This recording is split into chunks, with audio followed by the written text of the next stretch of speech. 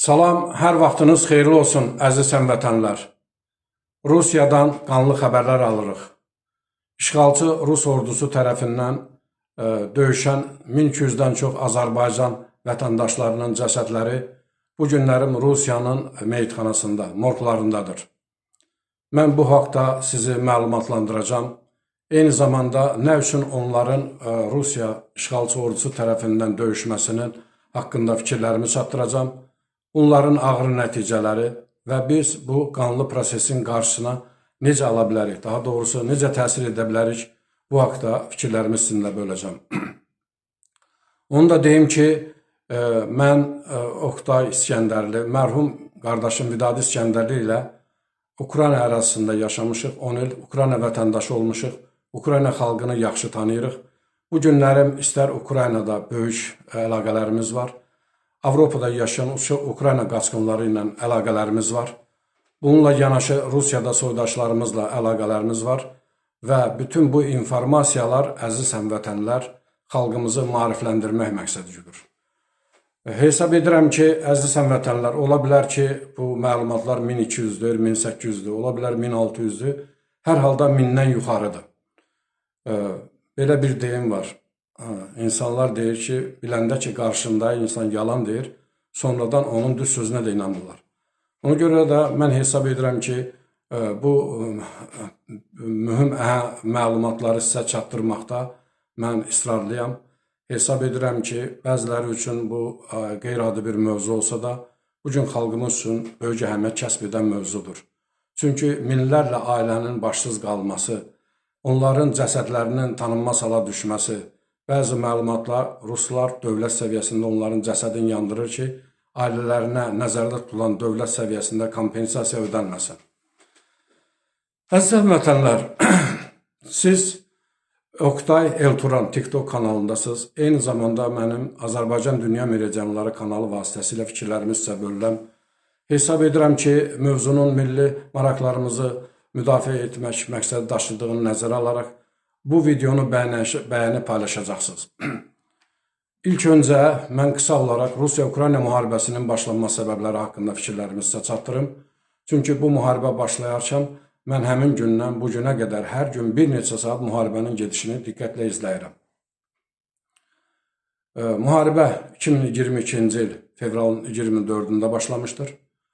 Başlanmasına əsas səbəb Putinin SSR-ni bərpa etmək planı olub. Yəni Putin bunu heç vaxt gizlətməyib.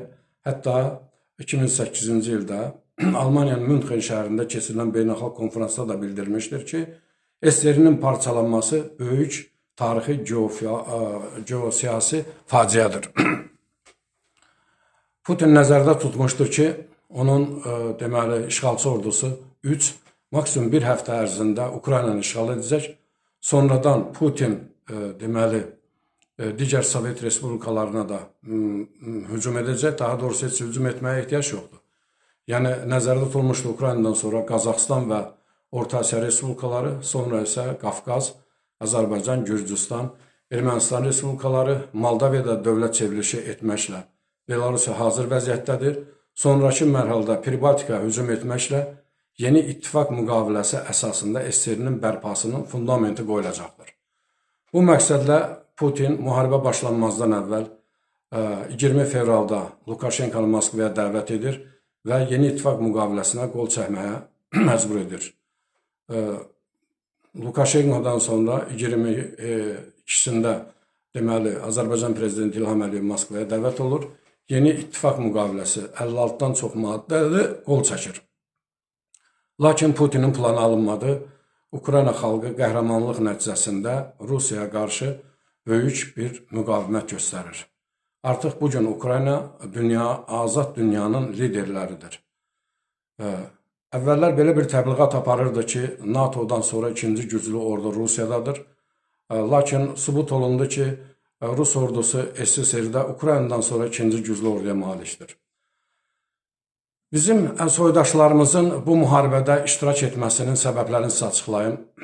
Yəni 32 illik feodal monarxiya idarə etmə sistemi ölkədə elə bir vəziyyət yaratmışdır ki, ölkədə adicə insanlar quru çörək tapmaq uğrunda mübarizə aparır. ailələrinin fiziki varlığı uğrunda mübarizə aparır. Ölkədə iş yerləri bağlanmış, kommersiya və biznes problemləri yaranıb, ölkədə vahid monopoliya sistemi yaranıb, korrupsiya, rüşvət yaranıb.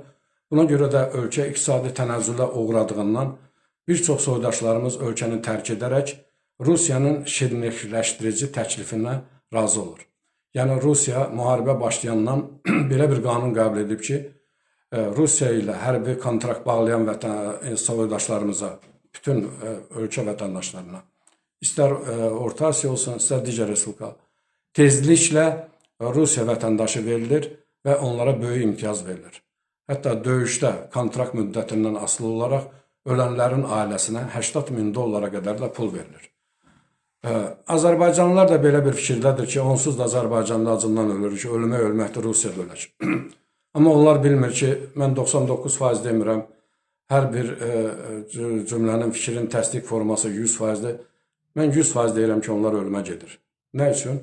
Mən bu fikirlərimi sizlərə çatdırım. Əziz həmvətənlər, sizin qarşınızda siyasi kontekstdən çıxış etmək elə bir asan məsələ deyil. Yəni, hər bir adam özünün, belə deyək də, siyasi baxışları ilə xalqı elmi siyasi məntiqlə izah etməlidir.